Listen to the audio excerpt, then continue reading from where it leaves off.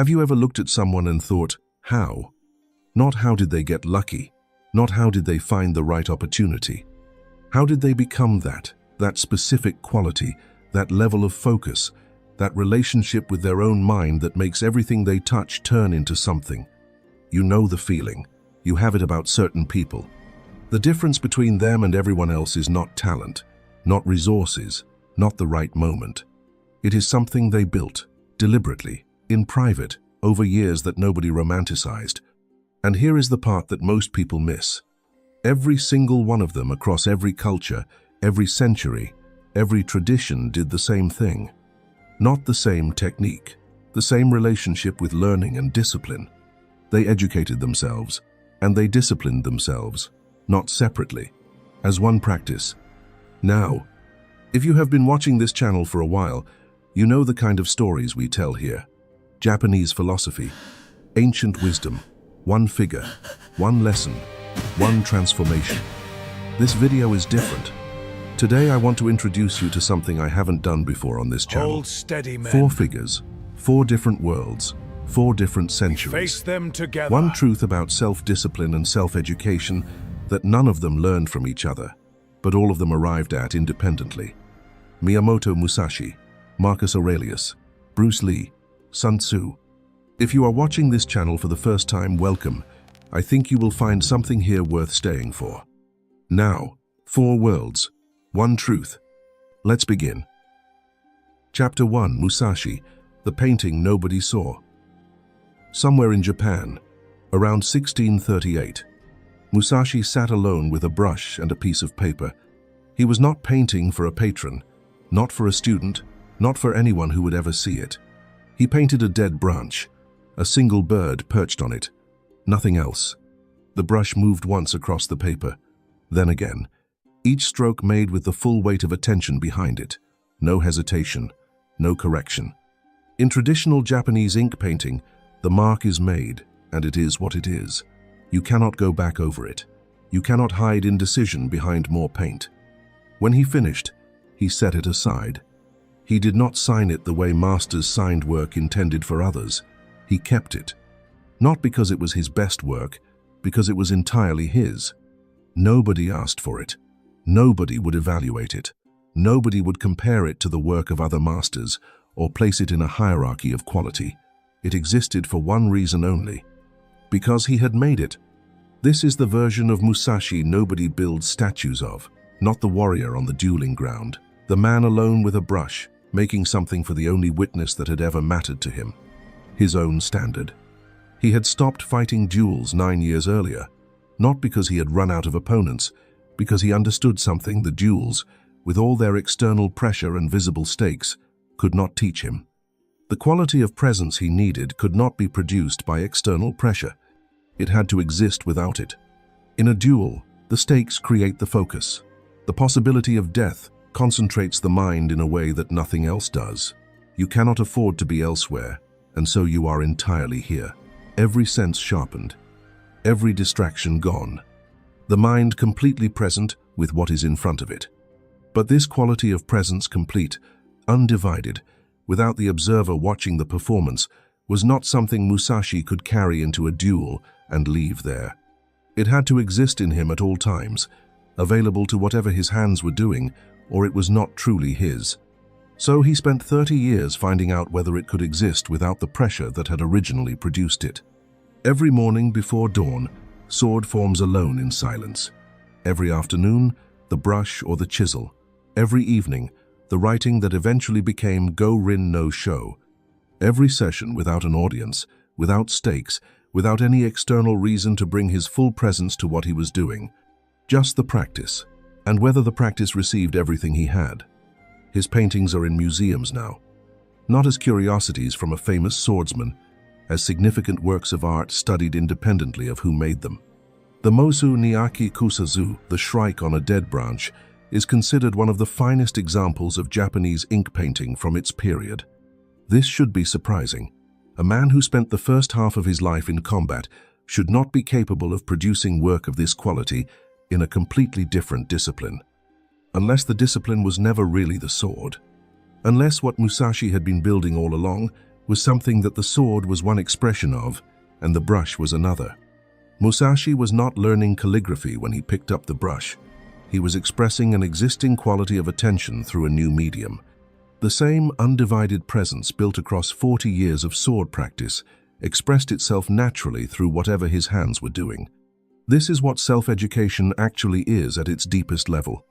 Not the accumulation of skills, the development of a quality of attention that can be applied to any skill, a mind that meets whatever it is learning with complete presence rather than partial engagement. The painting that nobody saw was not a hobby. It was the proof that the discipline was real. Real discipline does not require an audience. If it requires an audience, it is not discipline, it is performance. Musashi knew the difference from the inside. Chapter 2. Marcus Aurelius, The Letters He Never Sent. Rome, 170 AD. The most powerful man in the world was sitting alone before dawn writing a letter. Not to a senator, not to a general, not to anyone. To himself. Marcus Aurelius was emperor of Rome. He commanded armies, administered territories spanning 3 continents, held the fate of millions in his decisions. By any external measure, he had everything. He also had a war running on the northern frontier of the empire that required his personal presence for much of his reign. He spent years in military camps in Pannonia, far from Rome, dealing with a campaign that showed no sign of ending.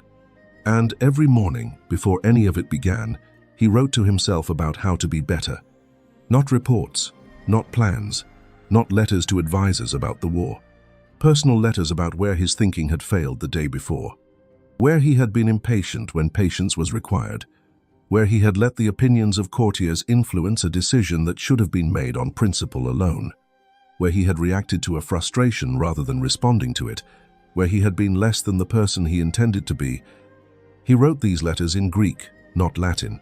Greek was the language of philosophy, of private thought. Writing in Greek was a signal to himself that this was a different kind of work than the administrative correspondence of his day. He called these letters meditations. In Greek, the title means something closer to things addressed to himself, private instructions, notes to someone who needed reminding. He never intended anyone to read them. They were not written for posterity. They were not written for his children or his successors or history. They were a private discipline, a daily examination of the gap between who he was and who he was trying to become. They survived by accident. We have them because someone found them after his death and recognized what they were. What they are is the most honest account ever written by a person in power of the daily work of trying to live according to a standard you set for yourself rather than the standard the world sets for you. The world's standard for Marcus Aurelius was low. He was emperor. He could do what he wanted. No one would have stopped him. No one would have held him to account for how he treated people in private, for whether his thoughts matched his actions, for whether the patience he showed in public was real or performed. He held himself to account every morning, before the day began. One passage from the Meditations, paraphrasing his recorded writings. When you wake up in the morning, tell yourself, the people I deal with today will be meddling, ungrateful, arrogant, dishonest, jealous, and surly. They are this way because they cannot tell good from evil. This was not cynicism, it was preparation. Aurelius was not writing this to justify dismissing the people around him. He was writing it to prepare himself to respond to them with patience rather than react to them with irritation. The preparation happened in the writing. The morning letter was the practice. This is what Marcus Aurelius understood about self-education that most people never learn.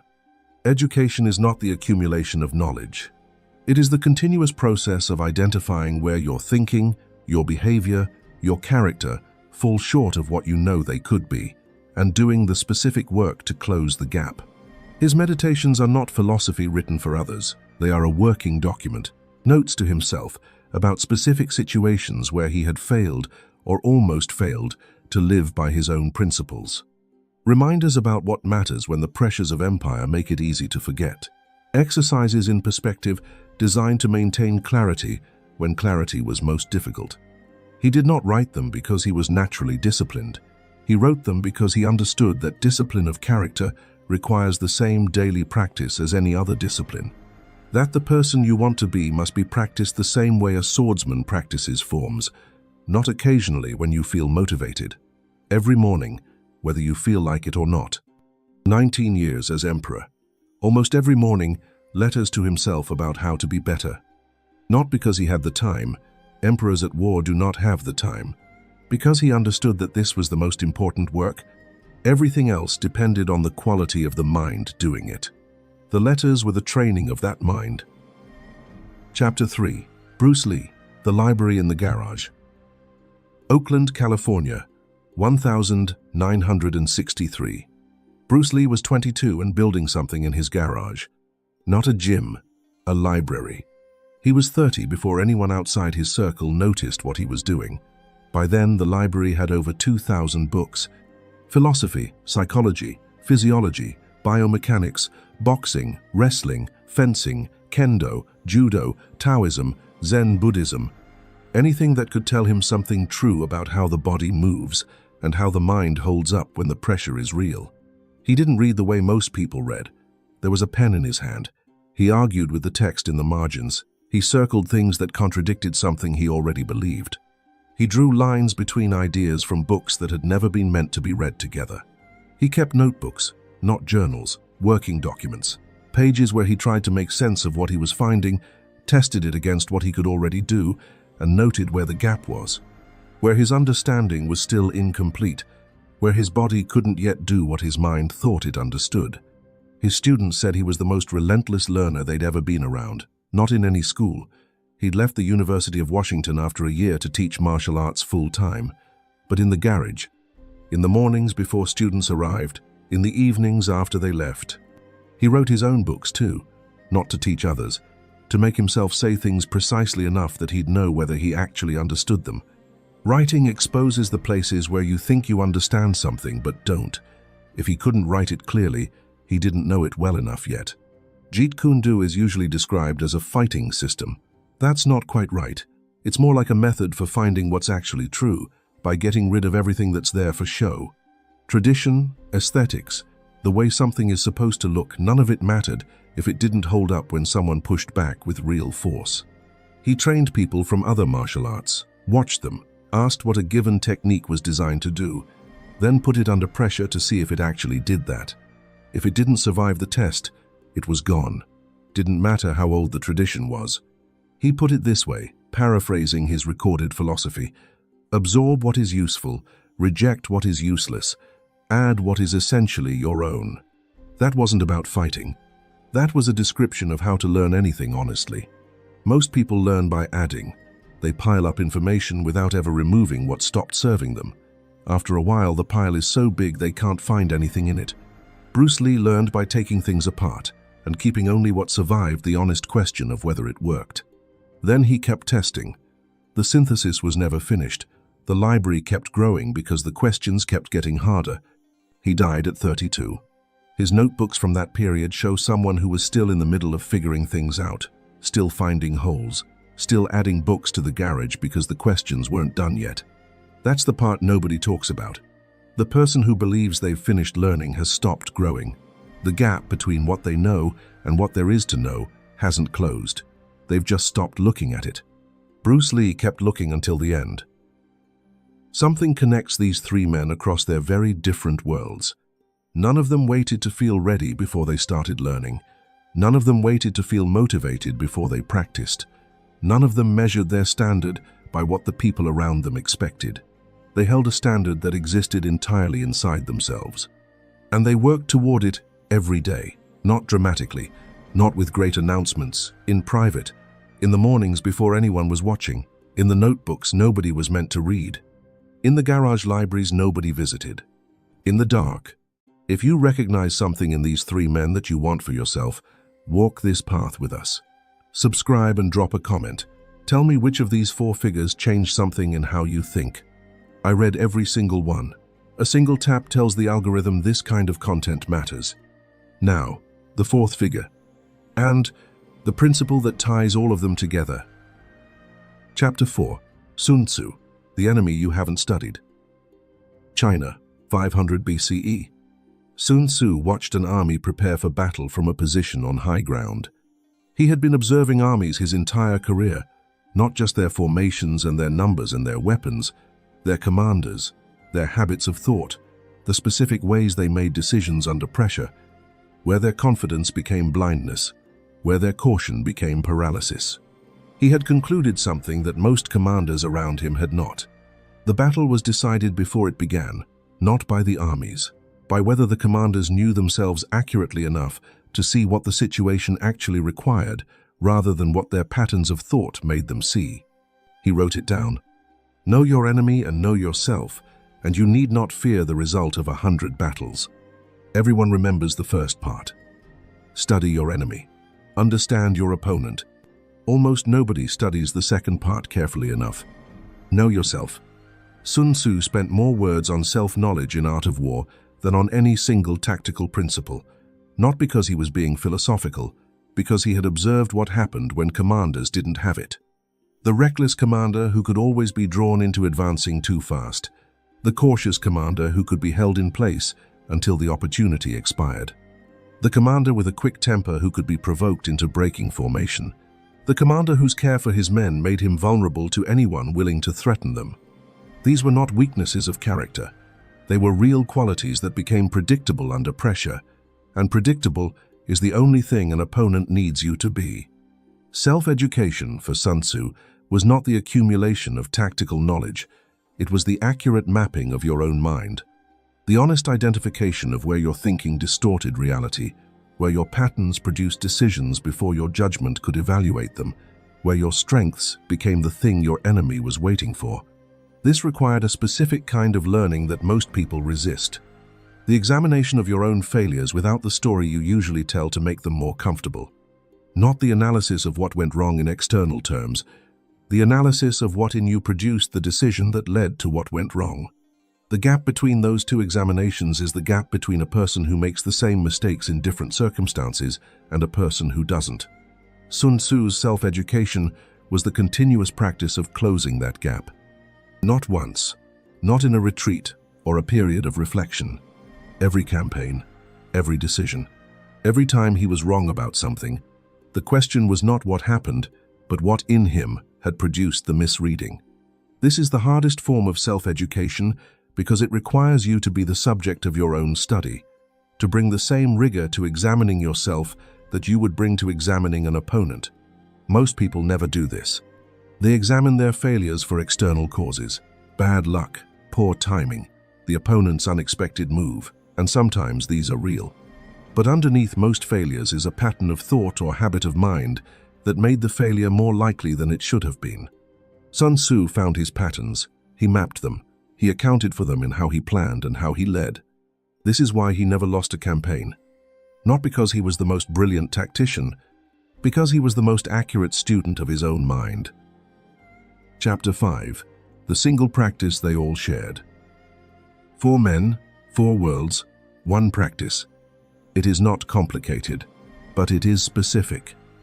And it is not what most people think discipline means. They all educated themselves from the inside out, rather than from the outside in. Most education works from the outside in. A teacher decides what you should know. You receive it. You demonstrate that you have received it.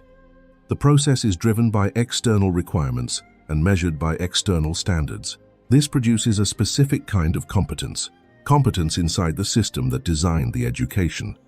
Outside that system, the competence often fails, because what was built was knowledge of a particular body of content, not the capacity to engage with any content.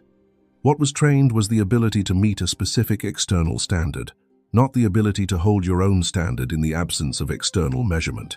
All 4 of these men rejected this as the primary mode of their development, not because they didn't learn from others, they all did, extensively. Musashi studied sword traditions from multiple schools. Aurelius studied Stoic philosophy under teachers he admired. Bruce Lee trained in Wing Chun and drew from boxing, wrestling, and fencing. Sun Tzu learned from every military campaign he could study, but none of them made external requirements the organizing principle of their learning. They used external sources as material. They brought their own questions to that material. They held their own standard for what it meant to understand something. This is the difference between a student and a self-educator. A student learns what the course requires. A self-educator learns what the question demands. Musashi's question was, what is the quality of presence that makes any practice complete in itself? Everything he learned was evaluated against that question. Aurelius's question was, what is the quality of character that holds under the specific pressures of governing an empire? Everything he wrote in those morning letters was an attempt to answer it.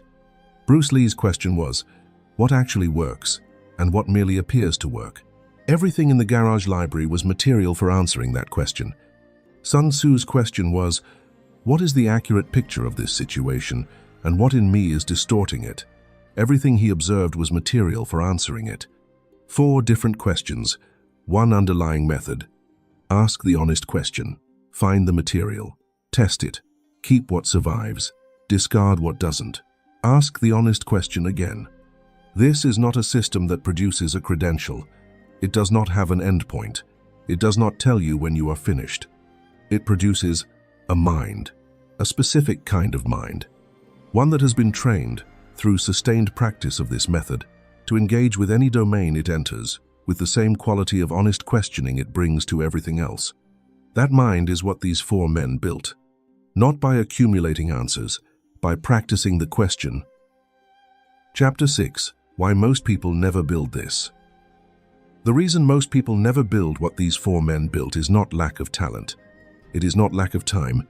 It is the specific discomfort of learning from the inside out. Learning from the outside in is comfortable because it externalizes the standard. Someone else decides what good looks like. You measure yourself against their measure. If you meet it, you have succeeded. If you don't, the standard itself gives you something to argue with. Learning from the inside out removes this comfort entirely. You are the standard. There is nothing to argue with. There is only the gap between what you currently are and what you can see you could become. And that gap is always visible, always real, always telling you something you would often prefer not to hear. Musashi's gap showed itself in the mornings when the quality of attention in his practice was less than he knew it could be. He could feel it from inside the practice. No external measure was needed, and none was available. The practice either had everything in it or it didn't. He knew which. Aurelius's gap showed itself in the mornings when he examined the previous day and found places where his character had not matched his principles. The letters were evidence of the gap. Ongoing documentation of a gap that never fully closed because the standard never stopped rising. Bruce Lee's gap showed itself every time he tested an idea and found it didn't survive. Every technique that failed under real pressure. Every book that contradicted something he had believed. Every student who exposed a hole in his understanding he hadn't seen. Sun Tzu's gap showed itself every time he examined a decision and found that a pattern of thought had shaped it before his judgment could evaluate it. All 4 of them sat with these gaps every day, not to feel bad about them, to close them, one morning at a time. This is the practice. Not a morning routine, not a productivity system, not a set of habits designed to make the hard things automatic. The daily, honest identification of the gap between who you are and who you are trying to become, followed by the specific work of closing it. This is what self-discipline actually is. Not the ability to do hard things.